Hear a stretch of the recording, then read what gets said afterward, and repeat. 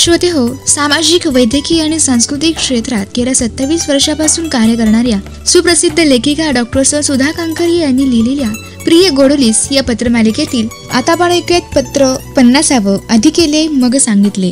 प्रिय गोडुली, अनेक उत्तम आशीर्वाद. तुझा फोन आला आणि पाठोपाठ पत्रही. जीव भांड्यात पडला माझा. तिकडे हिंदू मुस्लिम दंगल झाली, जाळपोळ झाली, कर्फ्यू लागला असं आम्ही पेपरमध्ये वाचतोय. त्यामुळे तुझी सारखी काळजी वाटत होती. हिंदू काय, मुस्लिम काय किंवा आणि कोणी काय, सगळी माणसंच ना. सगळ्यांच्या शरीरातून सारखेच रक्त वाहतं ना. सर्व धर्माचे ध्येय एकच आहे ना.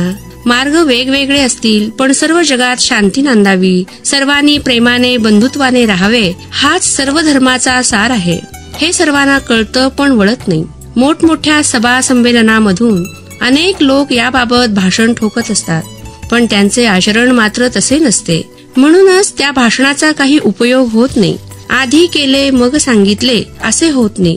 गोडू, तुला एका महापुरुषाची, गुळाची गोष्ट आठवते का ग? एक आई आपल्या मुलाला घेऊन महाराजांकडे गेली व तिने विनंती केली की हा मुलगा गुळ खूप खातो, त्यामुळे त्याला त्रास होत आहे, कृपया त्याला न खाण्याविषयी सांगावे.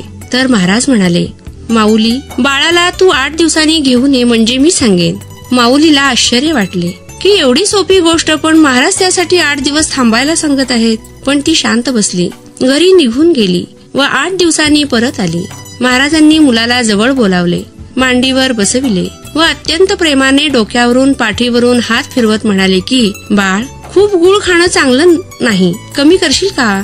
बाळाने लगेच उत्तर दिले, हो महाराज, कमी कशाला, आजपासून मी गुळ खाणारच नाही. आणि खरोखरच मुलाने गुळ खाणे सोडून दिले. महाराजांच्या एकाच उपदेशाने उत्तम परिणाम झाला. त्या आईला आनंद झाला. म्हणाली, महाराज, तुमचे उपकार मी कधीही विसरणार नाही, पण माझ्या मनात एक शंका आहे. आपली परवानगी असेल तर मी विचारते. महाराज म्हणाले, निसंकोच विचार माता. जो उपदेश तुम्ही आज केला तो 8 दिवसाआधीही करता आला असता.